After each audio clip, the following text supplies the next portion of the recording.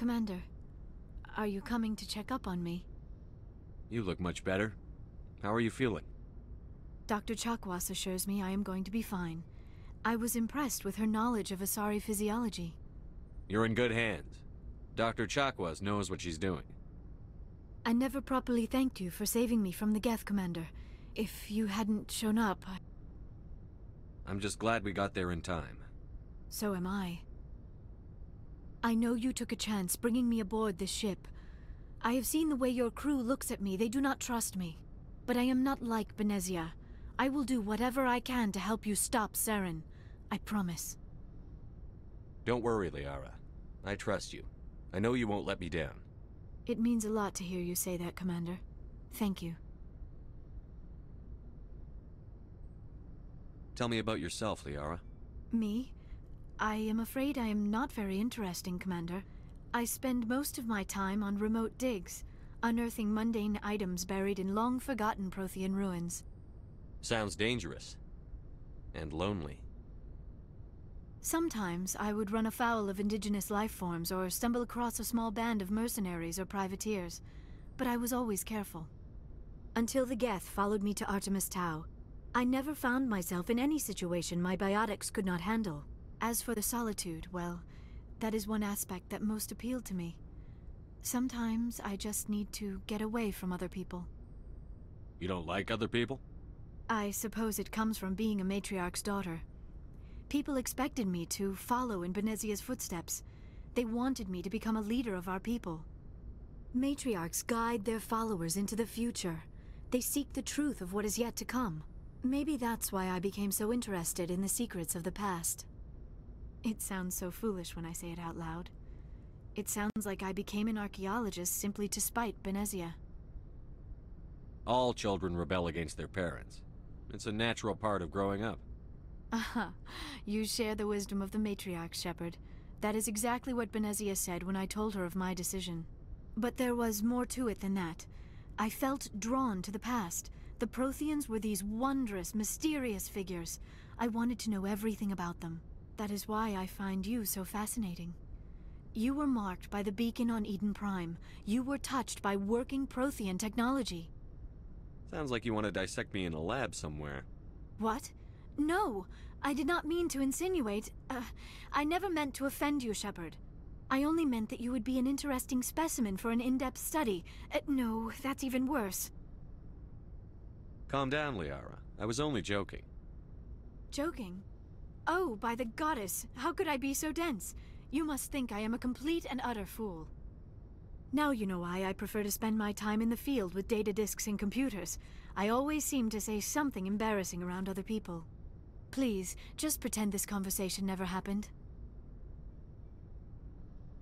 Do you know why Benezia joined up with Saren? I don't understand it. She was always outspoken about the need for the Asari to become more involved in shaping galactic events. Maybe she thought allying herself with Saren would somehow be for the greater good in the long run. At least I hope so. This hurts you, doesn't it? None of this makes any sense to me. I have not spoken to Benezia in many years, but I know her, and this was not like her. Something changed. I'd like to know more about the Asari. We were the first species to discover the Citadel. We were instrumental in forming the Council, and we always strive to be the voice of peaceful cooperation in galactic disputes. My people believe we are all part of a single galactic community. Each species contributes something to the greater whole. Although we seek to understand other species, it seems few of them seek to understand us. The galaxy is filled with rumors and misinformation about my people. Like what? Most of the inaccuracies are centered around our mating rituals. My species is monogendered. Male and female have no real meaning for us. We still require a partner to reproduce. This second parent, however, may be of any species and any gender. I don't understand. Your species can mate with anyone? Mating is not quite the proper term, not as you understand it. Physical contact may or may not be involved, but it is not an essential element of the union. The true connection is mental. Our physiology allows us to meld with other beings. We can touch the very depths of their minds. We explore the genetic memory of their species. We share the most basic elements of their individual and racial identities. We then pass these traits on to our daughters. It is how we learn to grow as a species and how we develop a greater understanding of other races. What happens to your partner after the union? Every relationship is different. Some unions are a single encounter with both parents parting ways afterwards. Others can be more long-term. Sometimes an Asari and her partner will stay together for many decades. You Asari live for 1,000 years. What happens when your partner dies? Few sapient species live as long as my kind. We have learned to take a philosophical approach to our unions. We do not focus on the inevitable loss of our partners. Instead, we enjoy the time we spend with them. And even after they're gone, a part of them lives on in us. The union is a connection that transcends both time and space. Do you know who Matriarch Benezia chose as her partner? She rarely spoke of her partner. Though I know my father, if you want to use that term, was another Asari. I thought you always needed another species to serve as one of the parents. Think about it, Shepard.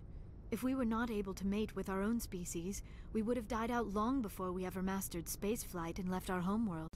Union with our own kind is no longer common, not for the purposes of reproduction.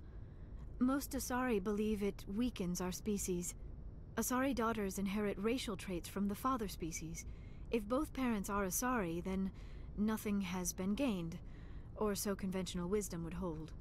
I am what is sometimes called a pureblood, though no Asari would ever be cruel enough to say the word to my face. It is a great insult among my people. It is possible Benezia's partner was embarrassed by their union. She may have been too ashamed to publicly acknowledge me as her offspring. Maybe she wanted to meet you but couldn't. Something could have happened to her. Maybe she passed away. You might be right. I hope you are. But I have no way to know for sure. Benezia never spoke of her partner. Whatever happened, it caused her too much pain to dwell on it. She raised me by herself, though that is not uncommon. Many Asari raise their children alone, particularly if the father species is short-lived. Often the partner will pass on long before the child reaches maturity. I should go. Goodbye, Shepard.